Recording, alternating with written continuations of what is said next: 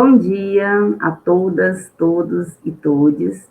Sou a professora Keila de Faria, uma mulher de 47 anos, branca, tenho cabelo preto cacheado na altura dos ombros, uso um óculos de armação azul escura, tenho os olhos castanhos claros, uso um batom vermelho e um brinco no formato de gota prateado.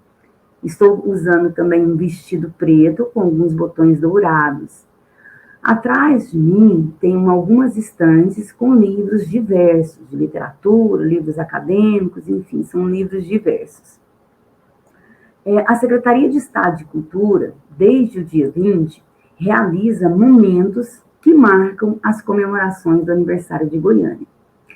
Lá no Centro de Cultura Marieta Teles, na Praça Cívica, aqui em Goiânia, há uma exposição Eu Vi Goiânia Crescer, organizada pelo Museu da Imagem do Som. Essa exposição ficará até o mês de dezembro, né? A primeira semana das narrativas goianas surge a partir da ideia de homenagear as escritoras, os escritores e os escritores goianos, e foi idealizado e organizado pela Biblioteca Estadual Pio Vargas, sobre a gerência de museus, bibliotecas e arquivos da Secult Goiás.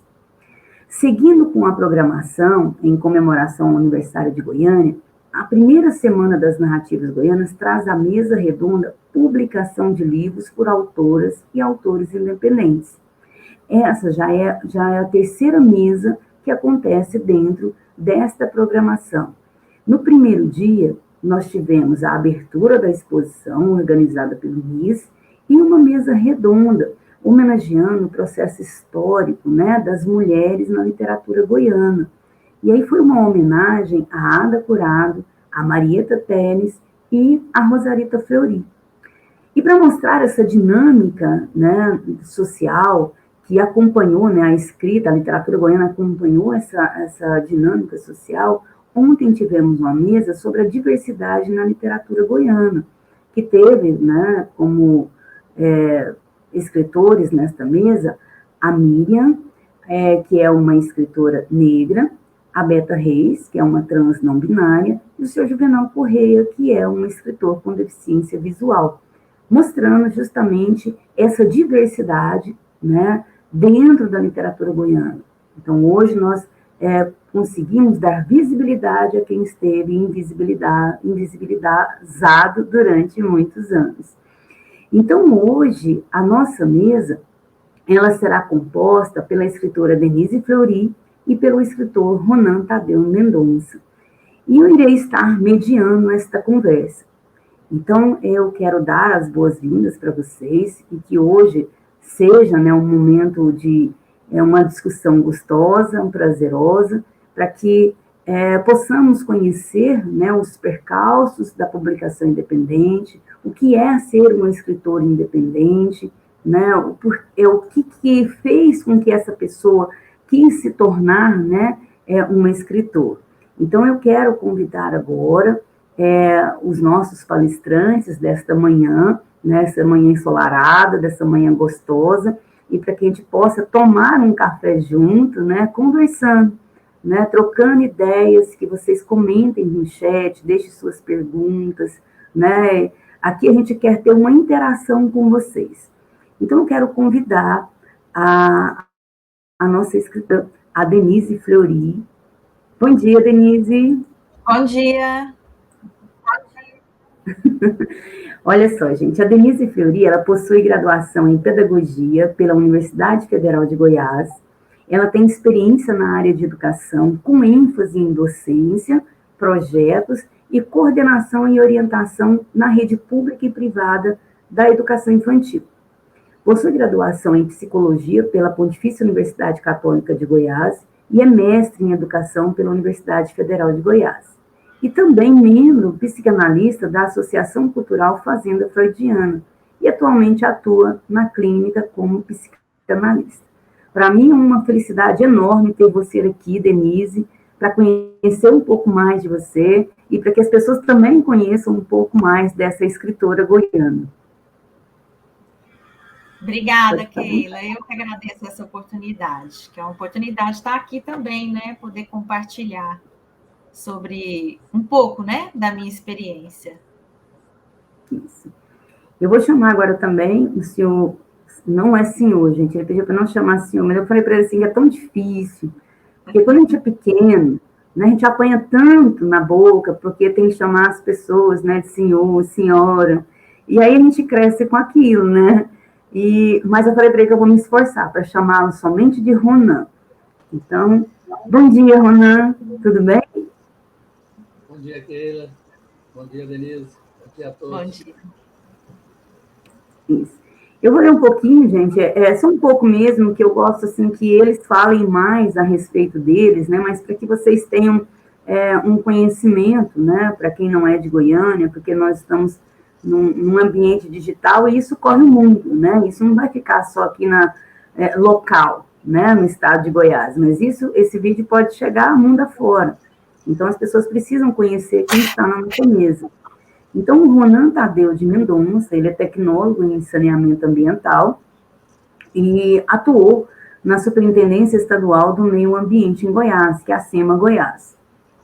E ele desenvolve, ele é autor, né, do livro Formigão, Jorjão e Sua Turma, e desenvolve algumas atividades pedagógicas com esse livro. E ele vai nos contar, né, como acontece essas atividades, como é ser escritor goiano na atualidade, como acontece essas publicações independentes. Muito bem-vindo vocês, eu estou muito feliz e quero também agradecer as pessoas, né, que estão ali no chat, já dando o seu bom dia, a Lívia, a Tatiane, tem uma que eu não consigo ler o nome, mas assim, muito bom dia. A Maria Eunice, saudade de você, a Eunice é bibliotecária aposentada, esteve muito tempo à frente da Biblioteca Braille, ali também no Centro Cultural Marieta Teles. A dona Tânia, que é a superintendente, a nossa superintendente ali, dando um bom dia a todos e todas.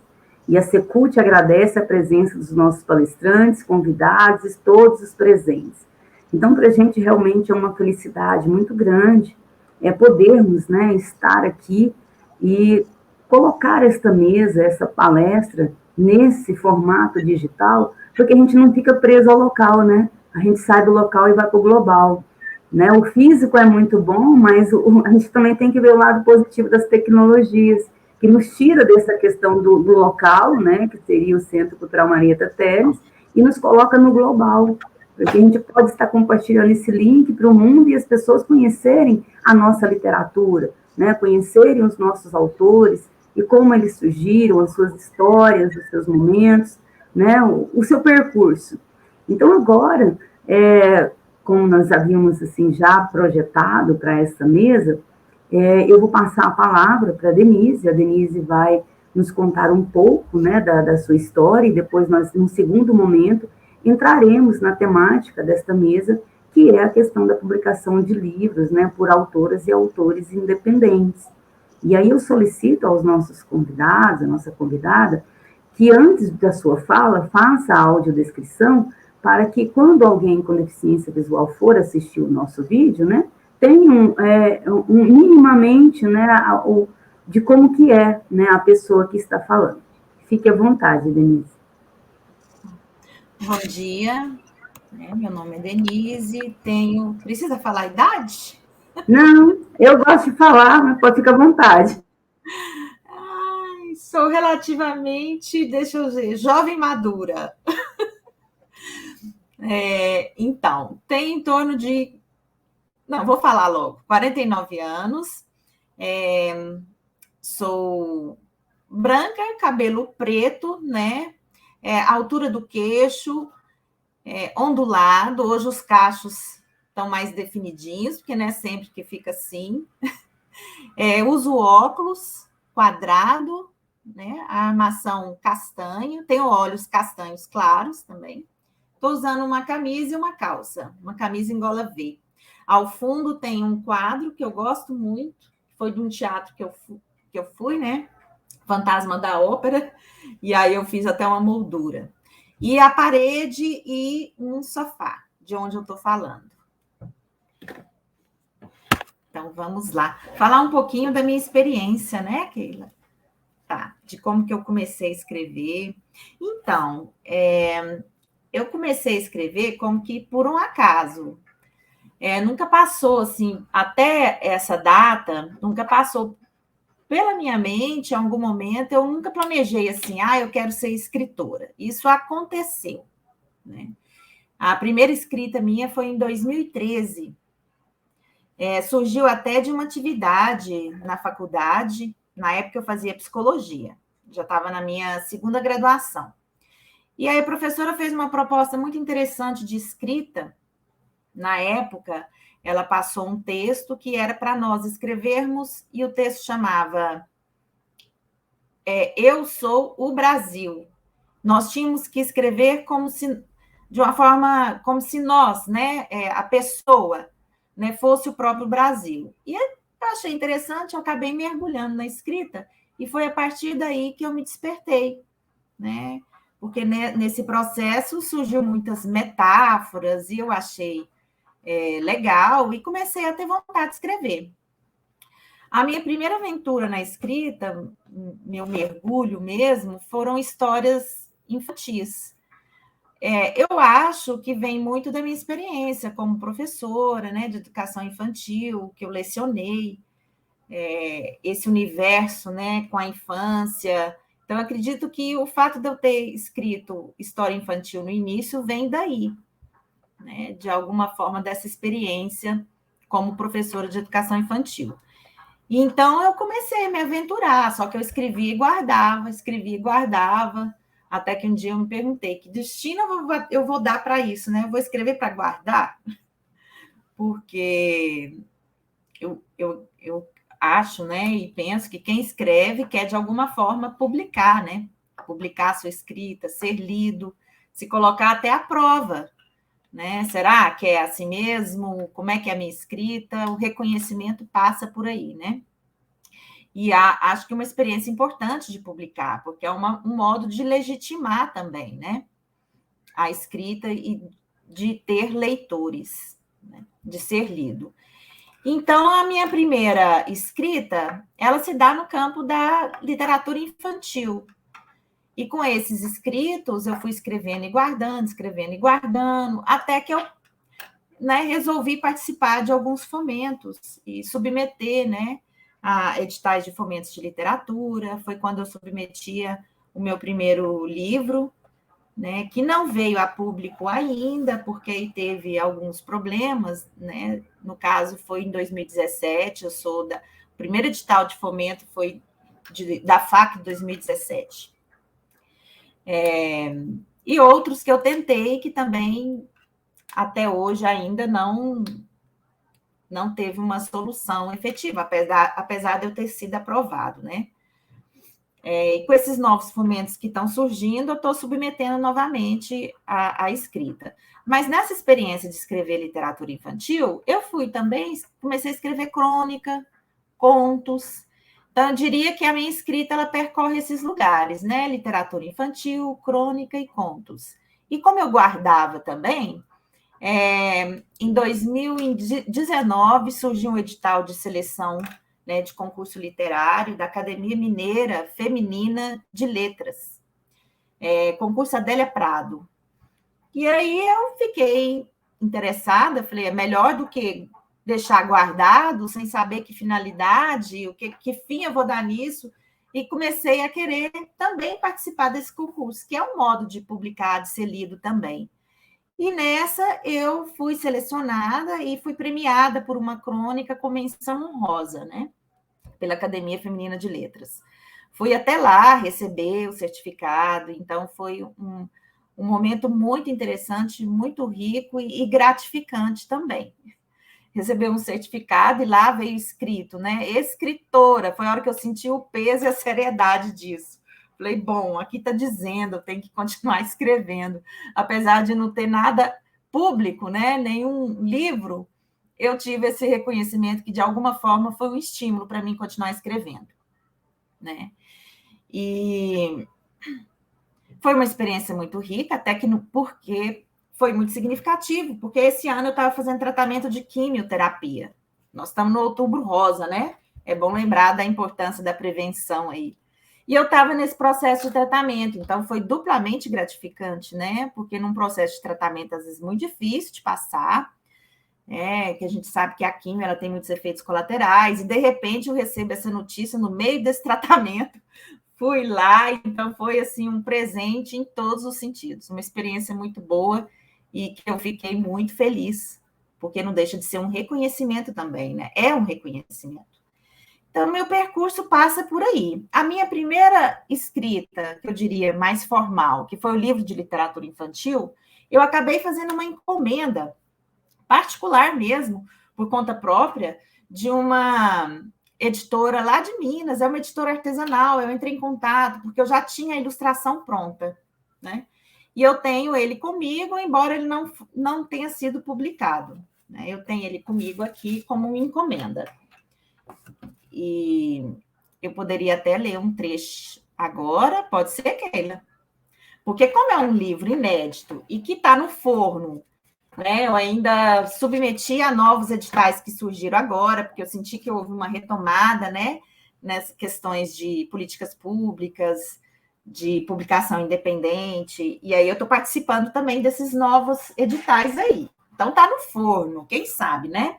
Mas eu vou ler e mostrar só uma página. Esse livro, deixa eu mostrar aqui. Quem conhece Os Gatos do Vovô?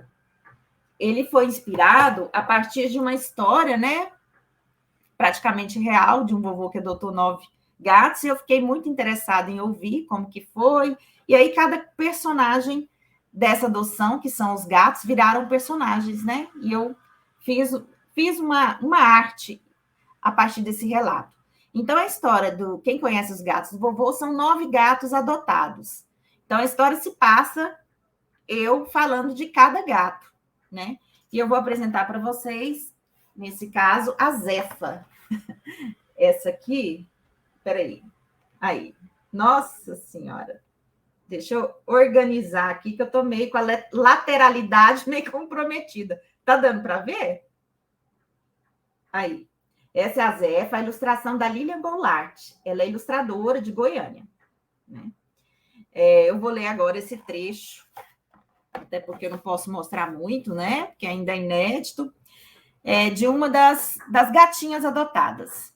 Zefa tem um passado triste. Presa, encarcerada, coração despedaçado, adotada foi rejeitada. Pobre coitada. Solitária, abandonada, encontrou bom destino nas mãos aristocratas. Ganhou nome, casa, comida, shampoo, pelo lavado. Seu cheiro nauseabundo exalava um odor. Aclamada por uns tantos de fedida, agora é fina, a Josefina, sagaz, ligeiramente engraçada. Eu escolhi esse texto para falar um pouco do que significa escrever para mim. Eu acho que a melhor forma de falar é lendo um trecho. Eu gosto muito de escrever e eu me aproximo da escrita de uma forma lúdica, como se eu fosse brincar. Para mim é brincar, fazer das palavras um brincar, de forma lúdica. Eu vejo que isso comparece muito na minha escrita. E uma forma de memória, de trazer a nossa linguagem, né? Quando a gente fala assim, goiano do pé rachado, eu penso que vem essa substância e da linguageira da nossa experiência, ela acaba comparecendo. Expressões populares, ditados populares, esses costumes, né? Então, eu escolhi esse trecho justamente porque, quando eu era criança, eu escutava muito. Na minha época de infância, criança não tinha muita vez, não. Então, quando eu reclamava de alguma coisa, meus avós e meus pais falavam: menina, você está reclamando do quê? Você tem casa, comida e roupa lavada? Então, de alguma forma, quando eu trouxe a Zefa, acabou comparecendo isso, que é de uma experiência e surge na hora mesmo, não é algo assim, é algo que surge no momento de escrita. E eu achei muito legal que eu pude usar uma expressão e fazer essa brincadeira. Só que, ao invés de roupa, era pelo, né? Porque se trata de uma gatinha com pelo lavado, não roupa lavada. Então, um pouco desse escrito infantil, que eu gosto muito, me dá muito prazer de escrever, é esse lado lúdico, né? É uma forma de segurar na memória essas expressões da nossa infância, das nossas experiências, né? Uma anedota disso, que eu vou trazer agora, é o meu filho mais velho, né? Ele cresceu, tal, aí num dado momento ele estava arrumadinho, eu falei: "Nossa, filho, você tá um pão". E ele levou um susto, fez careta, ele falou: "Que é isso, pão?". Aí eu me dei conta que ele não fazia a menor ideia. Falei: "Não, é porque, mas antes a sua avó e eu falava: nossa, aquele cara é um pão, quer dizer gato". Ele: "Credo". Então, assim, essas coisas, questões, como que de geração em geração muda. Então, eu acho que a literatura, a arte, né, e no caso a gente está falando de escrita, de literatura, ela tem isso, né? Ela traz um pouco dessa memória, ela não deixa morrer, né? Então, eu penso que é por aí. Muito bom conhecer um pouco de você, conhecer um pouco da Josefina, como diz o Marcelo aqui, a Josefina que ficou fina, né? Ficou fina e virou Josefina, na verdade, né? Eu gostei muito, né, assim, desse lado lúdico seu, e eu acredito que esse livro, pelo pouco que você leu, ele dá para trabalhar com as crianças palavras novas, né? Porque, igual você falou, tem palavras que não são do cotidiano das crianças, principalmente na fase formativa, na educação infantil, né? Então, dá para, assim, desenvolver muitas atividades, explorar muita questão da linguagem, da sintaxe, né? De toda da semântica, né? Na verdade, do texto, né? Então, é um texto muito rico, acaba sendo uma literatura que você desenvolve por várias nuances, como você falou também da memória afetiva, né? Porque são palavras que às vezes estão numa memória afetiva, está lá atrás, não fazem, né, parte desse contexto dos meninos de hoje. Mas eu amei, né? Então, e assim, Keila, eu acredito muito que a literatura para criança não pode ser fácil. As palavras difíceis despertam, porque criança, quem convive muito de perto, sabe que ela é curiosa, é despertar a vontade de querer saber. Então, se tem uma palavra difícil, ela querer saber do que se trata, né?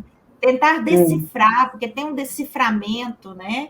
Aí, então, eu realmente aposto numa escrita que não seja fácil, lúdica, mas não fácil, né?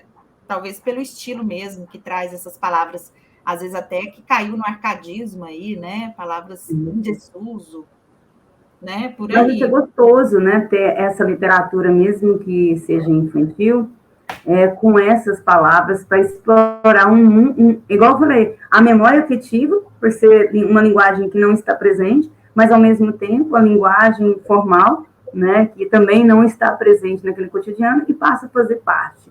E tem um comentário da dona Tânia aqui, que vocês escritores expressam nossas falas, nossos sentimentos, nossa vivência do cotidiano. Quem não teve ou não tem uma Zefa em casa? É verdade. Eu tinha muita mania de ficar pegando gato na rua e trazendo para casa. Depois eles iam embora, os ingratos. Eles iam embora. Mas, assim, eu gostei muito. E a Zefa, só falando um pouquinho dela, quando eu falo que ela foi adotada e rejeitada, ela foi adotada 2 vezes. Essa é a história dela real, né? Por isso eu faço essa brincadeira. Ela foi adotada e rejeitada. Depois adotaram novamente, que foi um vovô, né? E processos que fazem parte também, novamente, voltando para as questões sociais, porque, assim, a gente tem que pegar sempre nas entrelinhas, né, a literatura infantil, porque a literatura infantil a pessoa fica assim, mas é um livro tão simplesinho, né? Mas se você for explorar mesmo, você falou aí de questões sociais, de adoção. Tá bom, você está falando de um gato, mas a professora ela pode transformar e transferir isso para as questões sociais de adoção de pessoas. Como que acontece o processo de adoção, como que acontece essa rejeição, às vezes, pela família, né? Porque uma criança pode ser adotada, rejeitada, devolvida. Como que é esse sentimento dessa criança ser devolvida? Pensa, um ser humano ser devolvido como uma mercadoria? Então, assim, pensa, de uma literatura infantil, a gente vai aprofundando em questões que são sérias e que precisamos pensar, né? Pensar no outro enquanto tem um sentimento, que está numa fase de processo fragilizado, porque já foi abandonado por alguém, e agora foi para a casa de outro alguém, esse também te rejeitou, e está na possibilidade de ir para uma outra casa e ele não sabe nem o que vem. A verdade é essa. Então, são questões muito sensíveis, numa simples fase, né, de adotada e rejeitada. E ali a gente vai explorando muitas nuances. E esse tema está na ordem do dia. Ontem mesmo saiu uma lei agora proibindo o sacrifício dos animais, né? Recentemente também os maus tratos agora virou crime. Então, assim, é uma questão até atual, né? Essa sensibilidade pelo ser vivo, pelos animais, enquanto vulneráveis, né? E, Keila, você falou aí de quando era criança que pegava os gatinhos, para o terror e desespero da minha mãe, eu saía na rua catando os bichinhos também, principalmente cachorrinhos, que eu achava que estava sem dono e levava tudo lá para casa. Então, eu vou ler alguns comentários e depois eu passar para o Ronan, para que ele também conte um pouco da experiência dele, e depois a gente entrelace essa nossa conversa na experiência de vocês dois, né, fazendo um paralelo. Mas eu quero deixar aqui para não se perder, né, nesse momento que nós estamos aqui. A Fernanda, ela comenta assim: nossa, amei esse comentário de não ser fácil. Recebo propaganda de livros que todas as palavras são de sílabas. O povo comprando e eu, mas gente, vocês estão subestimando a capacidade dos seus filhos. E é bem isso, né? O cotidiano, você que trabalha com educação infantil, é bem isso, não é, Denise? Sim. A gente não pode subestimar, não. Né? E é despertar a petência mesmo, vontade de querer saber ali, a partir de uma palavra que, de repente, não é tão acessível, passa por aí mesmo. É verdade. E a Tânia, parabéns, Denise, pela sensibilidade e praticidade. A Fernanda, que fez o comentário há pouco, dizendo também, né, que escreveu um livro infantil, bem lúdico, e também está em via de publicação. E vai conversando com a gente, ô Fernanda, porque a gente depois quer saber como que está esse processo seu também, que é a nossa temática, né, da nossa discussão aqui hoje. A Solange, parabenizando pela delicadeza da escrita e pelo conteúdo, né? Então, e pessoas assim, dizendo: a Lívia, que amei, e a Suede chegando agora e dando o seu bom dia.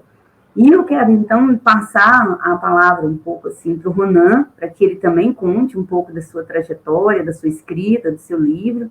E aí eu só solicito que antes da sua fala, Ronan, você faça a audiodescrição, por gentileza.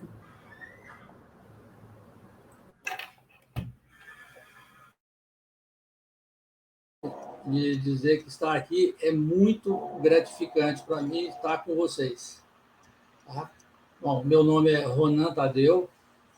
Eu tenho nome por meu pai chamar Ronan também, e ele era devoto de São Judas Tadeu, então ficou Ronan Tadeu.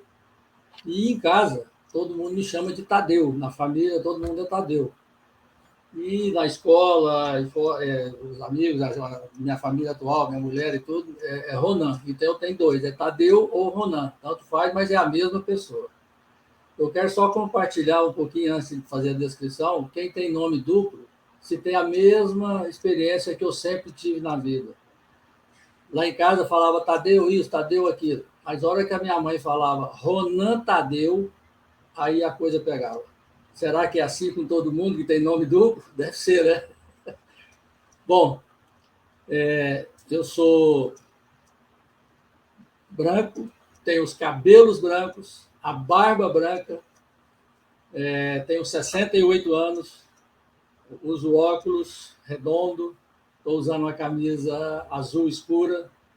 Atrás de mim tem um cartaz, um banner do livro que eu escrevi, foi na época, lá em 2011, 2012, do lançamento do livro, então eu coloquei aqui atrás só para ilustrar mesmo.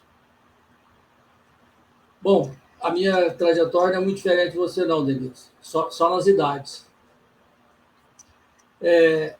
No caso, esse livro, Formigão Jorjão e sua turma, eram umas histórias que eu contava para minhas filhas dormirem quando pequenas. No início da minha carreira, eu trabalhava o dia inteiro. Eu saía, praticamente, elas estavam dormindo, eu chegava, elas estavam quase dormindo de noite. Então, eu tomava um banho rapidinho e deitava com elas para contar umas histórias, para poder acelerar o sono delas. E eu não sei por que eu comecei a inventar esse uma formiga, um formigão, eu chamei de Jorjão, que eu também não sei porquê, na época eu também não sei, e ele era assim uma luta para proteger o formigueiro de um tamanduá. Então, cada dia que passava era uma peripécia completa, né? O Jorjão tinha que esconder as formigas, esconder a rainha do tamanduá.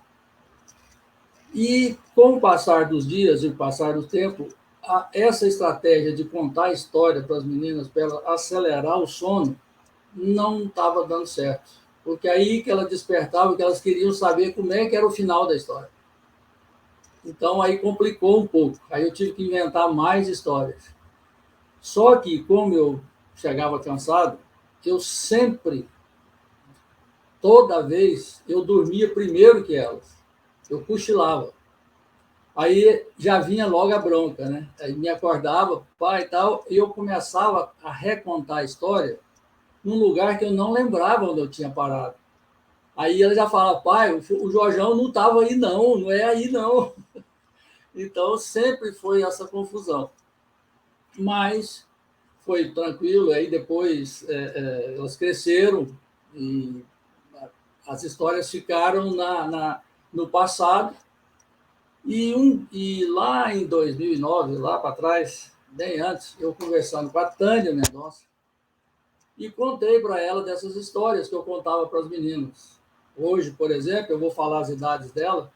Hoje, a mais velha tem 38 anos, tem 2 filhos, meus 2 netos, que é o Antônio, de 12 anos, e a Catarina, de 7, e a Marina, a mais nova, que tem 36 e tem um netinho, que é de 2 anos, que é o Benjamin. A Marina não mora aqui no Brasil, não. E conversando com a Tânia, aí ela disse, ô Tadeu, por que você não, na época, né, por que você não passa isso para o papel? Escreve, põe essas histórias no papel. Eu falei, Tânia, eu mal sei escrever meu nome, eu vou escrever um livro. Aí tá, comecei, eu sou obediente, né? Aí comecei a escrever. Passei as histórias, que algumas eu lembrava, mas as outras, como eu sou da área de meio ambiente, aí eu comecei a escrever as histórias relacionadas ao meio ambiente, sobre fogo nas florestas, sobre excesso de chuvas, inundações, e assim, alguma coisa, tudo dentro do formigueiro e em volta do formigueiro, e o Jorjão protegendo esse formigueiro. E então, fiz o primeiro teste, né? Eu não sabia como ia publicar isso, se ia dar certo, se não ia, e como que ia fazer isso, através de onde, né? Porque eu não tinha noção disso, e vi no jornal sobre a Lei Goiás. Foi quando eu me inscrevi, depois de 2 tentativas, que deu certo. Aí saiu o livro, e um fato interessante desse livro aí, Keila, Denise, a minha filha mais nova, a Marina, quando eu comecei a escrever, ela entrou lá na minha sala, lá, eu estou lá escrevendo as histórias, etc. Aí o livro fez aquele boneco do livro, né, assim, mais ou menos parecido. Ela virou assim, uai, pai, esse Jorjão foi você que escreveu? Eu olhei para a cara dela assim e eu vi uma certa decepção. Eu falei, uai, por quê? Ela falou, a vida inteira eu achei que era um escritor famoso que tinha feito essas histórias. Então, no livro, eu peço desculpa para ela pela decepção dela, né? Na dedicatória, eu falo, Marina, desculpa aí que foi eu que escrevi, não tem jeito, paciência. Mas foi muito gratificante, foi assim, espetacular, porque com esse livro abriram várias portas para um ilustre desconhecido, né? Eu nunca escrevi, nunca tinha escrito nada. Aí comecei a participar de algumas, fui convidado para participar de algumas atividades pedagógicas. Esse livro, por exemplo, eu fui convidado para participar com os alunos do 4º período do curso de Pedagogia da PUC Goiás, na disciplina Fundamentos Teóricos Metodológicos do Ensino da Língua Portuguesa, da professora mestra Alessandra Mendonça Leão. Ela me convidou para que era essa atividade pedagógica? O objetivo foi divulgar a literatura infantil e discutir a importância do papel do professor no incentivo à leitura dos primeiros anos escolares e a formação de futuros leitores e escritores dele. Naquela época, lá, isso já foi lá em 2013, aí agora também recente, então já incentivava nessas atividades a leitura, né, dos pequenos e incentivar os professores a escreverem, viu, Denise? Incentivar a escrever e publicar. Então, dá certo. Então, como o livro foi até assim, era para ser 5 livrinhos, que são 5 histórias, o primeiro livro. E a 5ª história, eu fiz o meu neto mais velho, o Antônio, nascer dentro do formigueiro. Então, tinha o formigão Jorjão, e a 5ª história é o formigãozinho Antônio, que é meu neto. Então, ele nasceu dentro do formigueiro e participou de todas as peripécias para fugir do tamanduá junto com todas as outras formigas, entendeu? Então, foi interessante e tive um compromisso, né? Que à medida que fosse nascendo os netos, eu tinha que fazer uma história também, né? Então, não teve outra solução. Aí, no início da Lei Goiás, eram para ser 5 livrinhos, cada história um livrinho. Só que a verba era reduzida, aí o seu Antônio, lá da Kelps, falou, Ana, faz num livro só, junta todas as histórias num livro. Então, esse primeiro é isso aí. Assim, tudo junto, né, que foi gratificante. E, baseado nessa atividade pedagógica aí da professora Alessandra, eu falei o seguinte, bom, eu não sou conhecido, não tem nenhuma editora que vai me publicar meu livro e espalhar isso aí eu mesmo resolvi espalhar. Eu peguei, botava os livros dentro do carro e saía nas bibliotecas. Eu distribuí na biblioteca da PUC, da UFG, na Pio Vargas, na Marieta Teles, na biblioteca do Colégio de Aplicação, que eu sou ex-aluno, estudei lá em 1971, vocês não eram nem nascidas quando eu estudei lá. E alguns colégios, na Biblioteca Cora Coralina, alguns colégios particulares aqui de Goiânia e alguns CIMEIs. Então, eu saía distribuindo e pedindo para colocar na biblioteca, que era um motivo de divulgação, né? Baseado lá naquele atividade pedagógica. E o mais gratificante para mim é que, a hora que eu vejo, eu acho bom, eu mandei o livro para a Fundação Biblioteca Nacional no Rio de Janeiro. Escrevi e mandei para lá. Aí, 3 meses depois, eu recebi um e-mail dizendo que foi aceito e está lá. Então, melhor, assim, é gratificante na hora que a gente entra, a gente não. Eu entro no site da Fundação da Biblioteca Nacional e digito meu nome, sai lá, Formigão Jorjão, autor, etc. Aí eu chego até poterno na hora que eu vou olhar um site desse. Mas é muito bom, eu achei excelente, foi uma coisa muito gratificante.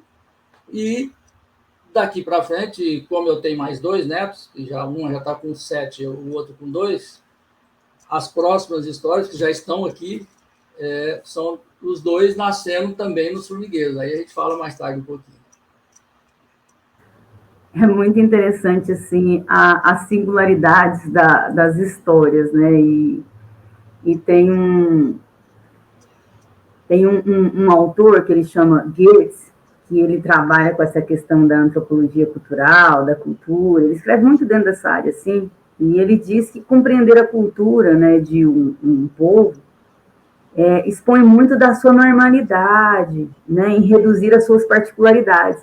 E a gente percebe que, apesar de nós estarmos falando de 2 autores goianos, percebemos essas particularidades e singularidades na fala de cada um, como cada um começa a expor sua história, né? Como a Denise começou a expor a história dela, dentro da sua particularidade, da sua cultura, o Ronan também, e aí o Ronan começa falando do nome dele, quer dizer, da primeira identidade da gente, né? Que nossa identidade começa pelo nome, né? Então ele começou se identificando, e o que vem com esse significado desse nome dele, né? A separação dos nomes, o nome falado pela entonação da mãe, né? Ronan Tadeu. Aí né? é bravo. Aí é bravo. A minha filha também tem nome composto, né? Então, ela fala que eu sou a única pessoa que chamo ela de Sara Raquel, o restante tudo é Sara. Então, eu tanto faz eu falando normal ou Sara Raquel, né? Para ela só vai mudar a entonação de voz, porque sempre é no conjunto, nome composto. E aí a gente tem a Solange também compartilhando a experiência dela nessa questão identitária, né, em relação ao nome composto. O meu nome é composto em homenagem às minhas duas avós, que se chamavam Maria. Acho lindo, mas não pegou nem na hora da bronca, só me chama de Sol. E a hora da bronca, Solange. Então, Desse jeito. né, o Solange Maria, no caso dela, não colou, mas como chama, tem um terceiro nome, né, que é a abreviação, a hora que chama por inteiro já sabe que é bronca. Né? Pode falar, Ana. Você queria falar, Ana? Não, eu só não. tava... Eu vou ler os comentários aqui, depois eu comento a respeito da sua fala, tá?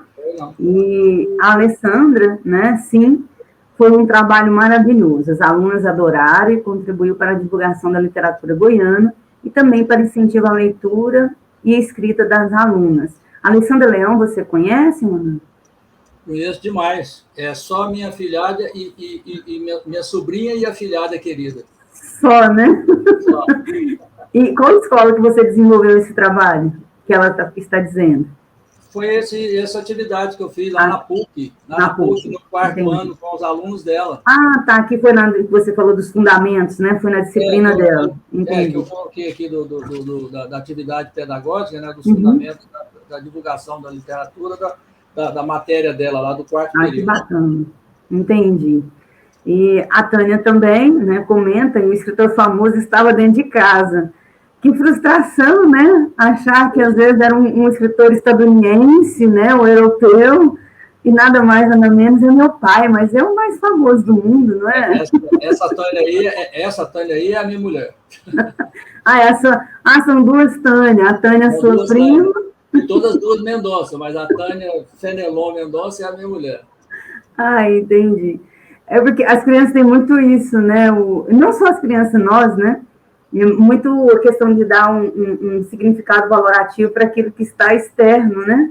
Para aquilo que às vezes está muito próximo, a gente dá às vezes um significado não com tanta intensidade como que está fora, né, da nossa convivência, né? Então eu acho bacana. A Tânia Mendonça aí da Secult, nós somos primos primeiros. A mãe dela era irmã do meu pai, Ronan. Então... entendi. E a Helenir, né, comenta assim, temos a honra de termos esse livro em nosso acervo. A Helenir, ela é gestora da Biblioteca Pio Vargas, né, e da Gibiteca também, e diz, né, que tem este livro no acervo. E aí a sua esposa comenta, foi um elogio maravilhoso, né? Sim, foi. Com certeza, Tânia, foi sim. Gente, então, assim, eu acho que está muito bacana o nosso bate-papo, porque está bem descontraído e a gente conhecer essas vivências de vocês na escrita, né? O porquê que surge a escrita da Denise e de onde surge, né, o do Ronan também, e a gente percebe essas singularidades que, querendo ou não, de alguma forma envolve família, envolve memórias afetivas, a gente percebe o quanto a memória afetiva ela é importante, e a gente precisa, né, dentro dessa literatura que vocês trazem isso na escrita de vocês, trabalhar com as crianças, com os jovens, esse processo formativo, buscando na memória afetiva, né, do que elas vivenciaram com os avós, como que era, né, em outros momentos, em outras épocas, né? Qual a diferença, né, do social hoje, né? Do nosso cotidiano social, de tempos atrás, o que muda nos hábitos, nos costumes, isso tudo são estudos culturais, a gente está fazendo estudos culturais, a partir de que a gente traz dentro da literatura, né, esses momentos, essas discussões, nós estamos fazendo um estudo cultural. Né? Nós estamos fazendo justamente o que eu falei, o que o Goethe fala. Nós estamos trazendo as particularidades de outros momentos, né, de outras culturas, né, para o momento atual, né? Não desvalorizando o atual e nem supervalorizando o passado, mas para que a gente possa compreender que a nossa vida é feita a partir de uma história, né? Teve uma base lá atrás. E a gente não pode abandonar a história. Nós não podemos abandonar a história, porque ela é parte de nós, né? Então, quando eu penso, quando as pessoas ainda não sabiam se sentar à mesa, como era antes de haver as normas de costumes, de vestimenta, como que era, né, o ser?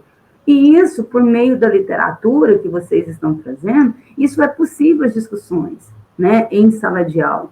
Porque às vezes as pessoas ficam, mas o que eu vou trabalhar com a literatura infantil? Só contar historinha?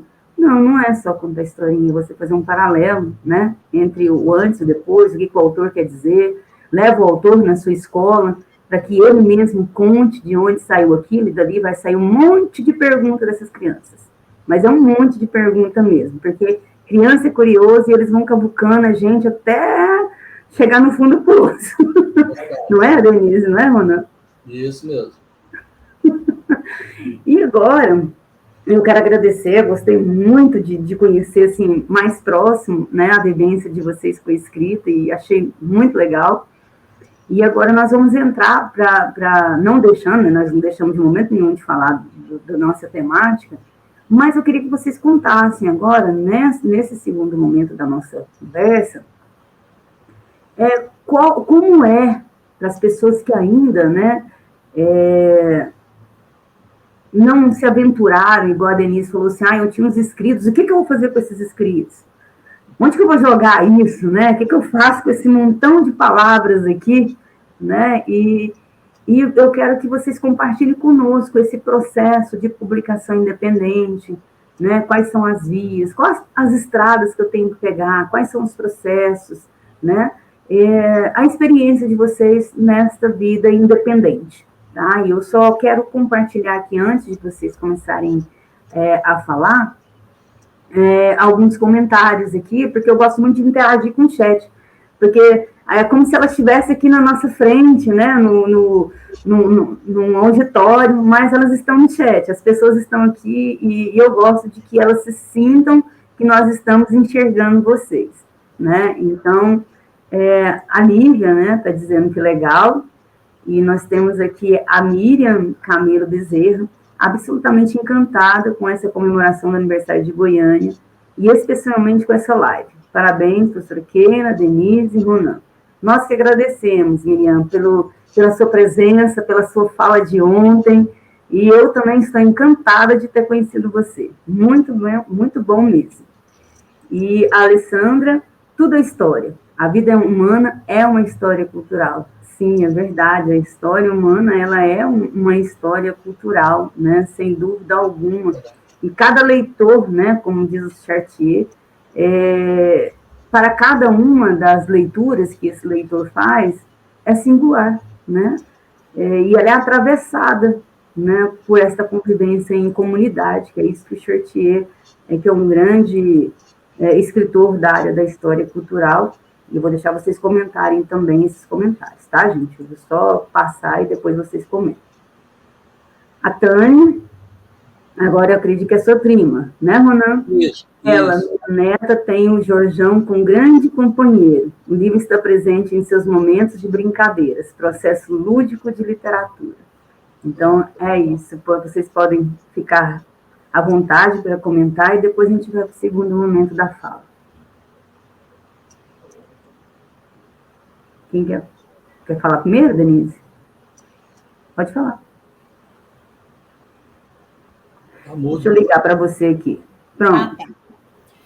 Então, falando um pouco da publicação independente, né, e como fazer aqueles autores que querem publicar, né? O meu percurso desde 2017 que eu venho tentando publicar. Então, assim, eu diria que as publicações independentes elas aparecem, por exemplo, com essas políticas públicas de fomento, participar desses editais e entrando nisso. Uma forma legal também é de concursos, né, literários, também um modo, né, uma via aí de de leitura, de oportunidade. E, atualmente, eu estou com a possibilidade de ver a minha crônica. Vai ser minha primeira publicação, que tem sido realizada pela editora Nega Lilu, que também é uma editora independente. Já vai ser uma antologia do terceiro volume dessa coleção. Ela faz normalmente um processo seletivo de 2 em 2 anos para escritores inéditos e éditos, que significa que publicou recentemente, e são pessoas, né, que fazem parte desse processo seletivo. Você não pode ter a sua identificação na leitura, então você passa por um processo seletivo que também acaba sendo um reconhecimento aí da sua escrita, por uma equipe, né, de pessoas especialistas em poema, em prosa, de pesquisadores, de professores, e uma vez selecionado, vem a público. Né? Eu tive a oportunidade de participar desse processo seletivo, fui selecionada entre 35 novos autores, a maioria mulheres, né? Um trans não binário, então olha a oportunidade de vozes, né, para essa editora independente. Então, também é uma oportunidade para as pessoas que estão aqui ficarem de olho no próximo edital de seleção. E nós, atualmente, eu vou até pedir para vocês, quem puder entrar lá e apoiar. Atualmente, esse volume 3, que vai ser ontologia poética e de prosa, vão ter 35 novos e novos autores, né? Como eu disse. Nós estamos participando de um financiamento coletivo que ainda está acontecendo, e a meta é tudo ou nada. Se nós não atingirmos a meta, as doações, os apoios serão devolvidos. Essa campanha ainda acontece até dia 4, então quem puder ir lá e apoiar, né? Tem apoios a partir de 25 com recompensas, e é a publicação voltada para autores inéditos. Eu estou apostando que nós vamos conseguir, vai ser minha primeira publicação material, né? Isso vai ser uma vitória, porque eu estou desde 2017, eu acabei fazendo um percurso meio fora da curva, porque o Ronan estava falando da Lei Goiás, eu cheguei a ser aprovada também no fomento da Lei Goiás, mas foi bem no ano em que eles resolveram suspender e fazer uma reforma, e estou até hoje, né? A Lei Rouanet também foi aprovada, mas aí na captação foi aquela dificuldade, também nada. Agora, com esses fomentos novos, eu também estou com esperança.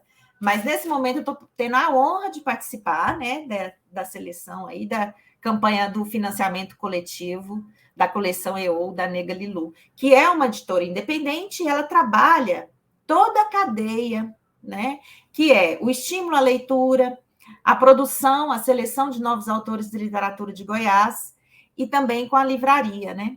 E a qualificação desses novos autores, porque é interessante que a gente participa desse processo seletivo, eles detectam potenciais escritores, e nós temos uma oportunidade de qualificação disso, né? Que eu penso que é muito importante para quem quer continuar a escrever e publicar, né? Então, isso que eu tinha para dizer. Se você, Keila, puder colocar aí o link da Catarse, não sei se tem jeito, seria muito legal acompanhar a publicação, isso, a campanha, né?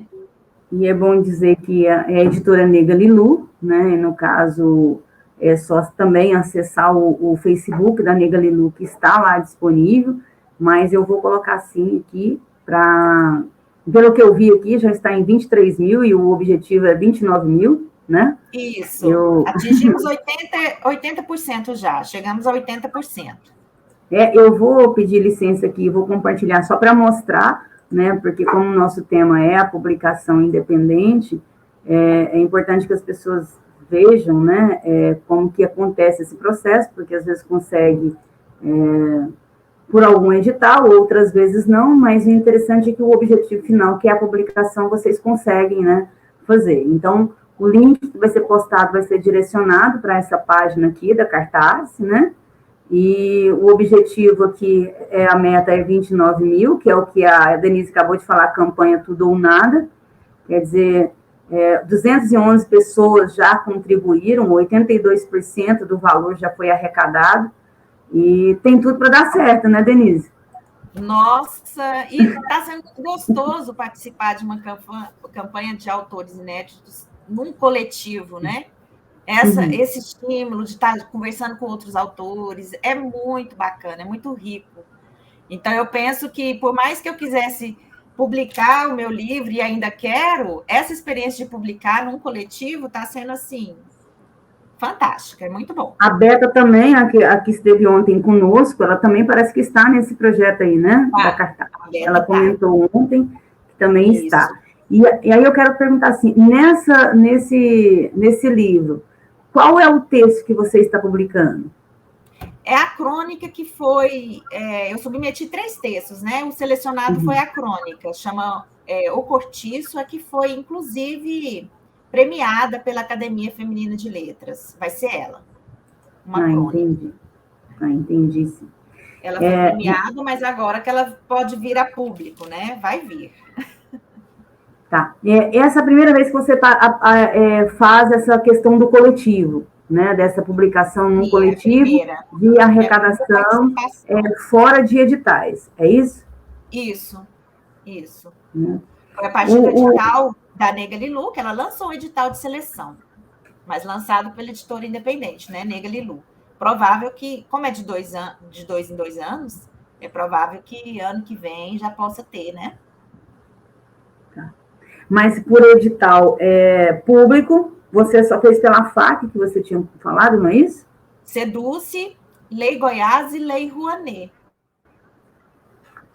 Da Rouanet. Nenhuma deu certo. E assim, esses processos, eu estou cavucando porque tem pessoas que querem publicar, assim, entendeu?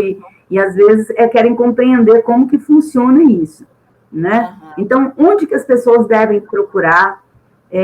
Qual o canal que você acessa? Vamos supor, o canal que eu falo, a fonte de informação. Qual a fonte de informação que você acessa para saber aonde tem editais, se o seu livro se encaixa nesse edital? Como que é isso? Eu sigo as redes sociais, Secult, Seduce, então, tanto no Instagram, quanto no Facebook, quanto no Google. Então, eu sigo todas as redes sociais e, normalmente, tem a divulgação quando começa, quando abre o processo. Agora teve da Aldir Blanc, agora teve da Secult, que terminou, acho que, dia 18, né? Que foi da Secult. Tudo é divulgado nas plataformas, nos sites. Então, eu sigo os sites, estou sempre vendo, né? Porque saem as publicações. E aí a gente tem lá o prazo para a gente poder fazer, né? Tem toda uma plataforma lá para a gente seguir de formulário, de boneco, tem que ter um boneco pronto, que não é ilustrado. Esse aqui é porque eu já tinha ilustrado, mas normalmente são indicadores, né? Como que você planeja. Já uma proposta, talvez, de alguém que ilustre, né? E o texto original, assim, escrito. E aí é participar, seguir lá, né, o edital e colocar e participar. Tem sempre um prazo que dá tempo de se organizar, né, para você conseguir participar. Com relação a concursos literários, eu sigo um site também, Concurso Literário, recebo por e-mail e tem também no Facebook e no Instagram, que também eles divulgam, estão sempre divulgando concursos literários, do Brasil e do mundo em língua portuguesa. Então, é bacana que a grande maioria você não tem custo nenhum. Aliás, 99%. Você só participa, às vezes pode ser por e-mail, por correio, né? E da Nega Lilu, porque eu também sigo, né? A Nega Lilu, estava acompanhando eu já admirava o trabalho de longe, né? Dessa editora independente, das publicações. E também eu vi o edital pelo site, pelas redes sociais. E aí, quando eu vi, eu me inscrevi. Fiz a inscrição também. Entendi. Vamos ouvir um pouquinho o Ronan, a experiência dele, e depois eu tenho outras perguntas para vocês, tá? Com relação a essa questão do concurso literário, tá, o Denise? Tá. Pode falar, seu Ronan. Vendo aí, muito obrigado pelo apoio. Né? Um beijo à Tânia, minha mulher, a Tânia, minha prima, e a Alessandra, minha filhada, e um beijo a todos. Né? Muito obrigado aí pelo apoio. Bom, no meu caso, Denise, foi lá atrás, né? Foi lá em 2009, 2008, final de 2008, 2009, que eu fiquei sabendo da Lei Goiás e da Rouanet também. Mas aí eu entrei na Lei Goiás, mas assim, eu fiz assim, meio fora de ordem do edital, você entendeu? Assim, a minha escrita não estava do jeito que era para ser. Toda a diagramação não estava tão bom, o escrito mesmo. Aí eu já fui reprovado de cara. Mas eles escrevem. A vantagem é que eles fazem um comentário sobre o seu trabalho. Olha, precisa melhorar nisso, precisa fazer isso e tal. Pelo menos na minha época. Foi assim. Aí, e antigamente, você tinha que esperar 2 anos para dar entrada. Aí, já quando eu entrei, não, eu poderia dar entrada no ano seguinte. Aí deu tempo, pelo menos, para eu arrumar o que tinha de arrumar, escrever e tudo, mas assim, a ansiedade é muito grande até sair, você entendeu? Mas assim, aí chama, tá faltando tal coisa, aí você tem que colocar, mas é só a questão burocrática, a questão do trabalho em si, o trabalho literário, eles analisam com muito critério, eu achei, né? Tanto é que eles fizeram um comentário no livro assim que eu achei até bom, achei interessante porque do parecer do conselho foi assim, ó, a proposta do autor inclui várias histórias das formigas agrupadas no mesmo volume, que era para ser em volume separado, mas eu tive que agrupar num livro só. A temática do trabalho são aventuras das formigas em uma fuga da caçada de um tamanduá. São personagens que as crianças, entre parênteses, público-alvo do autor, se identificam.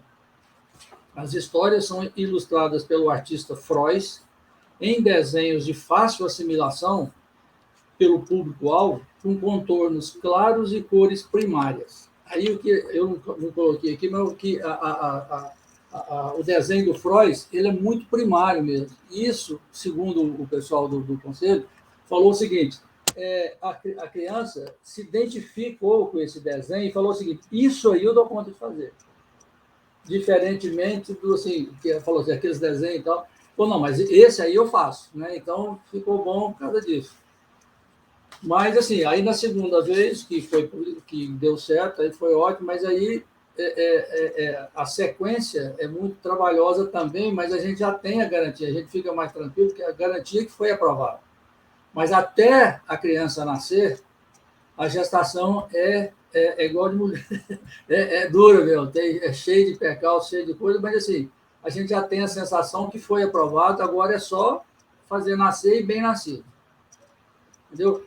Nesse caso, eu vou voltar à minha ideia inicial, que seria, que é de fazer em 5 livrinhos mesmo. Eu vou desdobrar esse primeiro livro, e vou acrescentar os 2 livros que já fiz o boneco, que é o da Catarina, da minha neta a irmã do Antônio. E só queria ressaltar, que era para falar antes, Keila, que quando a Catarina nasceu, o Antônio tinha 6 anos, 6 para 7. E o Antônio, baseado no livro do Jorjão, que já tinha depois mostrei para ele, tudo, ele pegou o livro Jorjão, que já estava com 7 anos, ele fez uma história, um Jorjão para a Catarina. Ele desenhou, ele que fez. Então, estimulou ele a escrever, entendeu? Foi bom por causa disso. Então, esse da Catarina também nasceu dentro do Formigueiro, então vai ser a 7ª história, a 6ª história, vamos dizer assim. E a do meu neto, que mora lá nos Estados Unidos, é a 7ª história, que é o Formigãozinho Benjamin. O gratificante desse aqui também, que são as histórias dos netos, né? A Catarina já compreende tudo, mas o Benjamin ainda não, que como ele mora lá nos Estados Unidos, eu passei para minha filha, eu tenho uma filha, a Mariana é professora de inglês, e a outra mora lá nos Estados Unidos. Então tem a versão em inglês do Formigãozinho Benjamin. Olha lá, ó. Ai, ai. Então vai ser ótimo, vai ser assim, porque aí ela vai entregar lá para os amiguinhos dele lá, da escola dele lá, americana, então vai ser muito gratificante se der tudo certo. Mas igual Denise, eu ainda não, eu já pesquisei algumas editoras por causa da pandemia, e principalmente do segundo semestre para cá, a matéria-prima subiu demais da conta. Está, assim, praticamente impraticável os valores de impressão por independente, sem ajuda financeira, entendeu? Então, vai ter que partir para alguma coisa tipo Goiáses ou Amigazes, chamar os amigos para ajudar. Então, ou fazer isso que você está fazendo, o coletivo. Isso mesmo. E pode Fica ser uma praticamente saída. inviável, né? Publicar assim por conta própria. O custo é muito alto. Pode ser uma saída, né, o Denise e Ronan, essa questão igual da cartaz que a Negra de Luz está fazendo, desse coletivo, Sim. de publicar de uma forma mais rápida, né? Porque às vezes não tem verba, não está tendo editais, e você às vezes consegue, né, participar de um edital independente, né, num coletivo, e aí você vai contando com a ajuda dos amigos, como o Ronan falou, e aí às vezes você consegue publicar o seu livro de uma forma mais rápida, né? Seria bom se tivesse verbas, né? Isso aí, com certeza.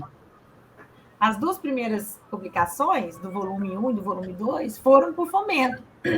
E essa terceira, talvez pela dificuldade mesmo, deu uma paralisada aí a questão do fomento, veio essa iniciativa do financiamento coletivo, e está sendo uma experiência muito boa, porque amigos, familiares, pessoas que normalmente valorizam a cultura, então são doações e apoios de pessoas civis e também de pessoas jurídicas, né, que de alguma forma apoia também.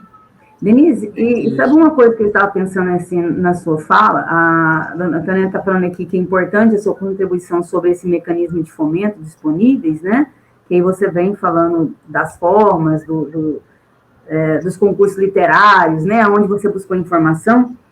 E esta questão do coletivo, você acaba por divulgar a sua obra mesmo antes dela estar impressa, né? Porque, querendo ou não, como você já está trabalhando a divulgação para arrecadação, então as pessoas já ficam na expectativa de ler a sua obra. Então, é uma pré-divulgação, uma pré-venda, vamos dizer assim, né? Que é o que as grandes editoras fazem, né? Porque as grandes editoras trabalham quando tem os best-sellers, né? Como o Ronan, achei que era um autor importante. Então, vocês, quando trabalham nesse coletivo, já entra dentro dessa questão das grandes editoras do pré-lançamento, né? Que eles fazem essas pré-vendas primeiro, cria toda uma expectativa, e a hora que o livro é lançado, né, as pessoas já ficam ávidas, né, para estar adquirindo e ler, né? Verdade.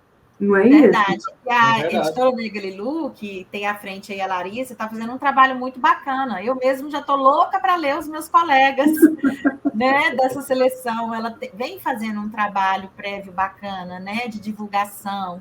Ela faz uma live com os novos autores. Então, está muito bonita a campanha, muito interessante, assim, vibrante. Eu mesma, como você falou, Keila, estou doida para ler os meus colegas, né? Porque a gente fica curioso, né? A gente fica assim na expectativa, nossa, né? Vamos ajudar logo, porque a gente quer ver publicado. Eu tenho uma obra dessa coleção da...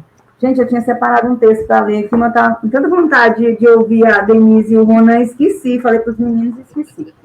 Esse aqui é o 2 dessa coleção, que é o Olhar Inaudível, que aí esse terceiro que é o que vocês vão publicar agora, né? Que a Larissa me deu o Olhar Inaudível, né? E tem textos, assim, belíssimos, Ontem, na live de ontem, inclusive, eu li um com uma questão social muito importante, muito presente, que é a questão da pedofilia, né? Então, ontem, na hora que eu li uma poesia que trata da pedofilia, e é isso que eu acho muito importante, gente, as questões sociais em volta da literatura. Então, quando as pessoas falam e às vezes proíbem de se trabalhar, esqueci agora, gente, do Sítio Capão Amarelo, fugiu? Como que chama o autor do Sítio Capão Amarelo? Ajuda aí, gente, a velha... Monteiro Lobato? O Monteiro Lobato. Quando as pessoas proíbem de se trabalhar o Monteiro Lobato por conta... Era um contexto da época, ele expunha aquilo que ele vivia, e aí a gente tem que trabalhar o Monteiro Lobato justamente por isso, para compreender o contexto sócio-histórico da época, o porquê que tem aquela linguagem racista, trabalhar as questões de antirracismo. Então, a literatura vem recheada com questões sociais, para que a gente trabalhe, discuta, reflita sobre aquilo ali, né? E as crianças, os jovens, eles possam, por si mesmos, ter uma mente reflexiva, né? E isso tudo por meio da literatura, né? Então, nesse olhar inaudível aqui mesmo, tem textos com questões sociais, assim, muito pertinentes. E depois eu estou te falando, eu estou ávida para ver essa publicação dos livros de vocês. Sim. Agora, 6 meses atrás, eu já tinha feito o boneco desses 2 últimos livros aí, da Catarina e do Benjamin, e eu estava numa livraria e tinha um crítico literário, né? Aí eu pedi para ele dar uma olhada no livro, assim, o cara falou, não, deixa, me dá aqui, eu vou olhar para você e tal, sem custo, sem nada, etc., alguma coisa assim. Aí no dia seguinte, imediatamente no dia seguinte, ele falou, ó, você está fazendo bullying com o tamanduá. Eu falei, como é que é? Ele falou, por exemplo, eu já estou com raiva do tamanduá. Eu falei, mas o tamanduá, ele come formiga. A formiga foge do tamanduá. Isso é da natureza. Ele falou, não, isso é bullying. Você não pode parar de você publicar que você não vai ser aprovado. Eu falei, como assim? Ele falou na minha cara. Ele falou, não. Eu falei, então me dá meu livro para cá. Pronto. Então, porque ele teria que trabalhar a cadeia alimentar, né? Aí já seria uma questão de cadeia alimentar. Eu estou com raiva do tamanduá, então você está fazendo bullying do tamanduá. Eu falei, mas... Então tem esse negócio mesmo, verdade. Tem, sim, porque aí fica num extremismo, né? E o extremismo, seja para lá ou seja para cá, ele não é bom, porque aí ele vira fanatismo. E o fanatismo, a gente já sabe o que o fanatismo já fez na história. Ao longo da história, a gente sabe o que o fanatismo fez, o extremismo também, né? O totalitarismo. Então, a gente tem que tomar cuidado com essas formas de discursos, né? Mas eu acho, inclusive, que a força da literatura, ela está nisso, de uma revelação de algo do real, né? Que é trazido para a criança, e não de uma realidade falaciosa. Isso, por exemplo, está presente na literatura infantil dos contos clássicos, quando ele passa por uma seleção e uma adaptação pelo MEC, por exemplo. Os contos originais clássicos, eles foram passados por uma adaptação e tiraram-se aquilo que julgaram que não era próprio para criança. Ou seja, tiraram tudo. A essência, né, Denise? A essência. Porque a criança, ela sabe disso da realidade, que é a angústia, que é a solidão, que é o abandono. Exatamente. Que está no nosso universo real e é preciso falar disso, né, de alguma forma, que seja pela via literária, que tem uma força de polissemia, de significantes, e não é mascarar. Que mundo que a gente quer criar para as crianças, para os leitores, não trazendo nada do que a gente vive mesmo na carne, no dia a dia. E então, é por isso que aquele livro... uma higienização, um processo seletivo que estraga muito a literatura, o poder que a literatura tem. E quando a gente lê aquele livro Psicanálise dos Contos de Fadas, a gente compreende um pouco disso, né? Não é, Denise? Você que é da área, a gente... porque realmente os Contos de Fadas eram um terror, né? O terror que a gente... eles eram histórias assustadoras, só porque eles passaram por essa adaptação para uma linguagem mais suave, e aí tirou toda a essência do autor. Porque foi adaptado, todo livro adaptado, ele tem uma nova autoria. Né? Porque se eu tenho um livro e eu faço adaptação, é uma nova autoria. Né? A função da arte, muitas vezes, é denunciar, né? Da literatura, é denunciar, é resistir, trazer à baila temas tabus. Onde que a criança vai buscar se ela já é vários temas tabus, como a morte, por exemplo, né? Onde que ela vai buscar, se não pelas vias literárias, porque às vezes não é qualquer lugar, o espaço que ela tem acesso a isso, né? A sexualidade, a questão do abandono. João e Maria, eles são abandonados. Justamente. Não é aquela história bonitinha que se perderam, eles são abandonados, né? Num contexto de fome, de pobreza. O Chapeuzinho Vermelho, né? A gente vê a pedofilia ali também, bem escancarado, né? E aí fica velado, né? Fica velado. Canibalismo, que é a questão de comer a criança. Então, são temas complexos, mas altamente ricos em termos psíquicos, de formação psíquicas. Né? Eu quero interagir um pouco com o chat, antes de nós continuarmos, que está muito gostosa a nossa fala aqui. A Valéria Vilela, então, falou: oi, Ronan, parabéns pelo seu livro. Os livros infantis são muito importantes para o estímulo à leitura, né? Deixa eu ver, tem tanto comentário. Aí a Lívia falando, né, que história bacana do Ronan. E o professor Djalma, Érico Veríssimo, também trata desse tema, pedofilia, na obra Clarissa. Né? É isso que nós estamos acabando de dizer, né, que a literatura tem esse poder de denunciar. Né? A Célia Netflix, aquele case, né, também trata desse tema, tá? Ela realmente trata disso. A Solange também vem reafirmando, né, a fala do professor Djalma com a questão da série. E a Alessandra Leão, excelente sua reflexão. E a Solange Santana. É muito importante, né, essa discussão sobre literatura infantil e juvenil clássica. Sim, eu também acho que é muito importante, e junto com essa clássica, eu penso que temos que fazer como professores de literatura, se fosse professores de literatura, mas eu sou bibliotecária de formação, e eu penso que devemos trabalhar os clássicos, e no nosso caso, com a literatura goiana, a literatura brasileira, né, tudo ali junto, fazendo um contexto, uma reflexão, não um comparativo, mas para percebermos as diferenças de escrita e cultura, né? Porque a gente tem que ver essas diferenças culturais, porque os clássicos têm uma linha de cultura, né, para se expressar. Depois nós trazemos a literatura brasileira dentro desse contexto histórico, e para a atualidade agora, trazemos a literatura goiana, que, igual no caso de vocês, de ontem, que foi belíssima a mesa de ontem também, fazer, né, esse paralelo de linguagens, né, de formas de se expressar, né, por que se expressava de uma forma antes, como está a expressão hoje. Então, assim, eu também percebo que essa literatura tem esse poder, né, e a Eleni vem aqui que a literatura infantil tem esse poder de reconstrução, né, de novos olhares, novas formas de se expressar. E a dona Tânia vem dizer que, em nome do secretário de Cultura, agradece a participação dos escritores, né, da Denise Fleury e do Ronan Tadeu. Tá? Então, a gente agradece, né, a presença de vocês aqui, porque realmente está uma live muito gostosa, e nós já chegamos em 1h20, eu não imaginei que nós chegaríamos a tanto. A gente pode falar, né? Essa live vai ser gravada? Pode ser disponibilizada? Ela já está no YouTube e no Facebook. Ela está nessas duas plataformas. Então, para quem não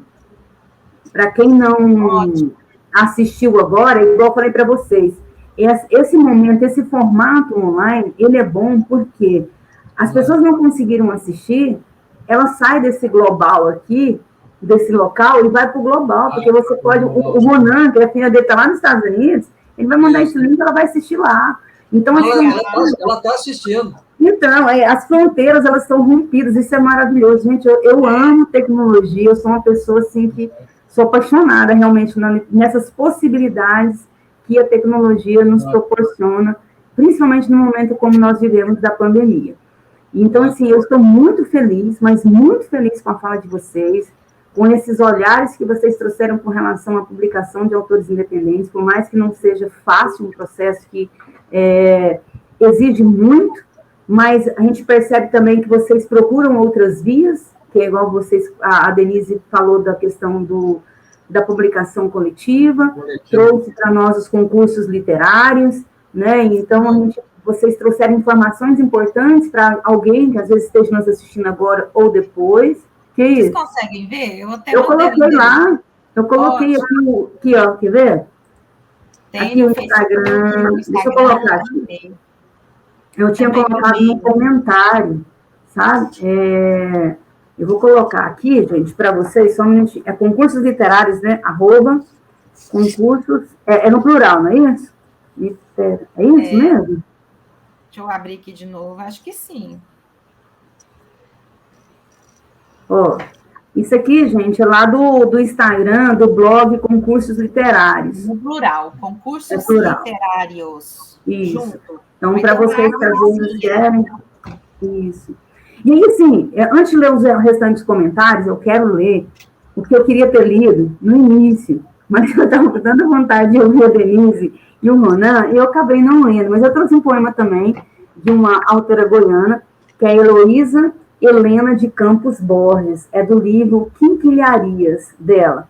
E foi publicado pela editora Kelps, que é tão conhecida, né, por esses editores independentes, né, que ele faleceu há pouco tempo, né, o proprietário faleceu há pouco tempo, seu Antônio, mas que foi de grande contribuição para os autores goianos durante longos anos, né? O seu Antônio era referência, eu esqueci o nome do dono da cultura goiana agora, gente, eu trabalhei com ele uma época, mas eu tenho hora que eu tenho uma dificuldade, assim, de lembrar nomes, mas é porque o proprietário da cultura goiana, da livraria Cultura Goiana, ele também trabalhava nessa questão de produção de livros, né? Então, quero ler aqui Retrato, dessa autora Heloísa Helena Borges. Existe em mim um sentimento novo, um guiso rouco, um sonho louco, uma vontade enorme, uma emoção latente, uma paixão ardente e uma canção insistente. Existe em mim um pesar crescente, um ser diferente, uma divisão frequente, um querer recente, uma luta quente, um chorar pendente e uma voz silente.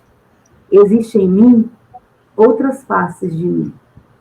Então, eu gostei muito desse poema dela, né? Principalmente quando ela comenta tudo isso, o que existe em nós, e principalmente as outras faces que existem em nós mesmos, né? E às vezes a gente não expõe, né? Então, eu quero agora passar aqui o chat, e depois eu abro para vocês e a gente finaliza a nossa live, mas meu coração está irradiando de alegria por essa conversa, gente. Eu estou muito feliz mesmo.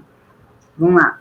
A Maria Eunice, que é a Eunice, né? Muito bom esse debate, parabéns, Keila, e aos escritoras e escritores. A Dona Tânia, convidamos 2 autores para utilizar nossos espaços no Centro Cultural Marieta Teles para suas ações. É o que nós falamos, né? Que nós vamos se unir, né? Segurar nas mãos uns dos outros e começarmos a pensar ações juntas. E quero aproveitar na fala da Dona Tânia também para convidar as pessoas que são aqui de Goiânia, de Goiás, os que estejam nos visitando até o mês de dezembro. Está aberta lá no Centro Cultural Marieta Teles uma exposição Eu Vi Goiânia Crescer. Então, vocês estão convidados, que também faz parte, né, da comemoração do aniversário de Goiânia, e foi organizado, né, pelo MIS, né, que é o Museu da Imagem e do Som. E a Dona Tânia disse, Eunice, que bom te ver por aqui. Realmente é muito bom ter a Eunice por aqui, uma pessoa que eu gosto muito, tenho um carinho muito grande pela Eunice. Estou aqui, pai, parabéns. Está dizendo, pai, eu estou aqui. A Solange Santana, foi uma troca de experiências riquíssima, agradeço aos escritores, Ronan e Denise, vocês são motivantes e cativantes. Obrigado. Bom, né? Lívia, sim, retrata a sociedade da época. A Alessandra está dando os parabéns, excelente. Obrigado. E a Tânia, Dona Tânia Solange, podemos convidar os 2 autores para conversar ao vivo e a cores com as crianças, com certeza. A hora.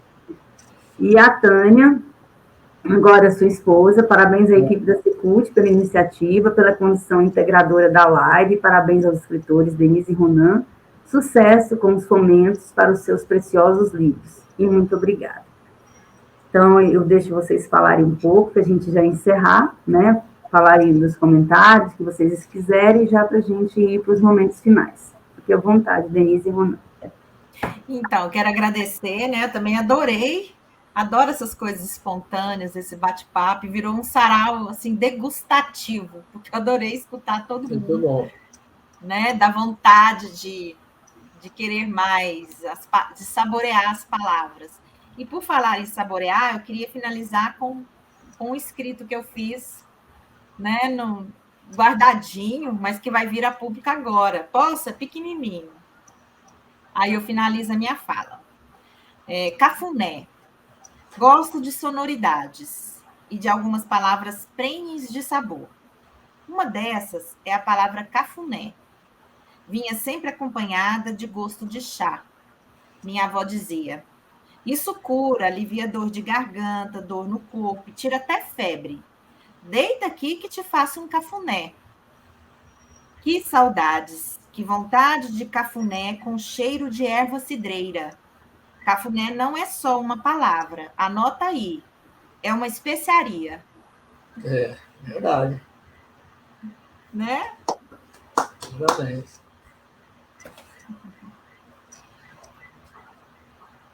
Pode ficar à vontade, seu Ronan, para também falar as palavras finais. Então, mais uma vez, agradecer, Keila, Denise, agradecer a todos aí que participaram com a gente, né? Agradecer a Secult, aí no nome da Tânia. E foi bom, muito bom, gratificante demais participar aqui. E eu estou cumprindo uma das ordens, entre aspas, aí, que meu pai me deu quando eu era pequeno, que eu tenho que estar sempre com pessoas mais cultas do que eu, porque eu sempre aprendo. Então, é isso que eu estou aqui, cumprindo a ordem dele, né? E é sempre assim que eu estou ditando a minha vida, assim, sempre para ficar aprendendo, e se puder também, eu ensino. Se eu souber, eu ensino. Mas muito obrigado pela oportunidade, muito gratificante mesmo. Abraço a todos. Obrigada. Então, eu quero agradecer a todas, todos e todes, né, em nome da Secretaria de Estado de Cultura, né, a nossa superintendente, a dona Tânia, a gerente de bibliotecas e arquivos e patrimônio, que é a Luísa Borges, a gestora da Biblioteca Pio Vargas, a Eleni, né, a Valéria, que também é gestora do Museu da Imagem e do Som, enfim, cada uma das pessoas que fazem parte e são, né, a Secretaria de Cultura, porque a Secretaria de Cultura não é um nome, não é somente o símbolo, ela é pessoas. São pessoas que fazem a Secretaria se mover, né, andar para frente. Então, o secretário tem trazido inovações e acredito que estaremos de mão dadas com vocês, os autores, os artistas, né, para fazer algo diferente na área da cultura aqui no estado de Goiás. Então, eu quero agradecer a todos e até mais tarde, que nós teremos uma outra live, né, finalizando a primeira semana das narrativas goianas. Nesta live, às 14 horas de hoje, estaremos abordando a questão dos escritores e ilustradores na produção literária infantil, e eu estarei conversando com a Valéria Belém, com o Christian Queiroz, que é cartunista, e com a Poli Duarte, né, que é escritora e ilustradora. E eu conto com a presença de vocês. Até lá. Pode falar. Obrigado. É porque estão pedindo o meu Instagram, e eu queria também saber se o Ronan tem Instagram, Ronan. Tem não, tem e-mail. Eu sou meio desatualizado dessa parte, só e-mail. É Denise Fleury, o seu? Eu posso dar o endereço para mandar a carta também. O seu é Denise Fleury somente? Denise Fleury Curado. Curado. Vou abrir aqui, que até eu esqueço às vezes. Eu vou colocar aqui. Eu vou jogar nos comentários também, para deixar registrado, porque esse bate-papo aqui, ele fica fixo na live depois, tá, gente? Então, vocês, depois tiver alguma dúvida, pode voltar lá nos comentários, pode ir no canal da Secult, e essa nossa prosa pelo chat fica ali fixo, tá? Então, agora, sim, um grande abraço e até mais tarde. Tchau. Até.